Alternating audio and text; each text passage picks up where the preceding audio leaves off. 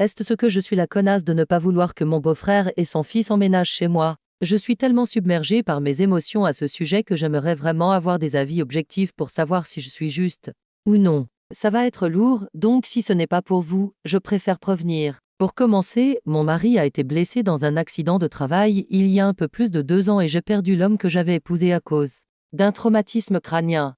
Il est aujourd'hui dans un centre de soins 24 heures sur 24, réduit à l'état d'une coquille vide, et tout ça uniquement parce que sa famille a intenté un procès pour annuler son DNR, ordre de ne pas réanimer et ses dernières volontés. Je ne suis pas américaine, je venais de perdre mon âme sœur, mon meilleur ami, et j'ai cédé à ce qu'ils voulaient quand ils ont lancé une campagne de calomnie personnelle contre moi, m'accusant de vouloir le tuer pour toucher son assurance vie. Il n'avait pas parlé à ses parents depuis presque 5 ans à cause de ce genre de comportement, et je regrette chaque jour de ne pas avoir mieux défendu ses volontés. Ils m'ont convaincu que c'était moi qui voulais le laisser partir, et pas lui. Donc vous comprenez sûrement pourquoi j'ai du mal à y voir clair dans tout ça. Son frère est une personne instable. En 15 ans, il n'a jamais gardé un emploi plus de quelques mois. Il a le petit garçon le plus adorable du monde, mais ses parents lui ont obtenu la garde exclusive d'un enfant dont il s'occupe à peine. Mon mari disait souvent que sa mère voyait cet enfant comme un substitut à lui quand leur relation s'est dégradée, et je ne peux pas dire qu'il avait tort. Aujourd'hui, son frère me pousse à le laisser emménager chez moi avec son fils pour fuir leur mère. Il me dit que c'est ce que mon mari aurait voulu, et je n'arrive pas à savoir si c'est vrai ou non.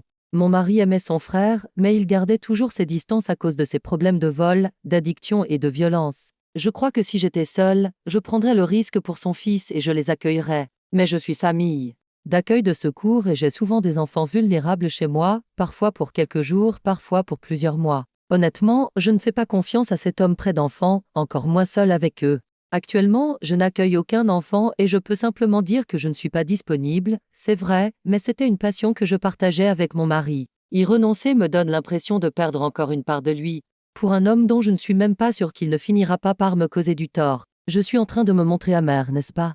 Je veux aider le neveu de mon mari à s'éloigner de sa mère, et je sais que c'est ce qu'il aurait voulu. Mais je suis très inquiète à l'idée d'avoir son frère sous mon toit, surtout après tout ce que mon mari m'a raconté à son sujet. Mon mari était l'âme la plus douce, la plus gentille et la plus bienveillante qui ait jamais existé, et il porte sur son corps les cicatrices des horreurs que cet homme lui a fait subir. Mais c'était il y a des années. Je peux l'admettre. Je n'en veux juste pas chez moi. Je ne veux pas. Il me met mal à l'aise, et pour être honnête, je suis tellement en colère contre ma belle famille que devoir cohabiter avec un rappel constant de leur existence dans mon dernier refuge me semble être un véritable enfer. Mais il y a un enfant innocent au milieu de tout ça, et je me sens affreuse de ne pas le mettre en priorité. Est-ce ce que je suis égoïste?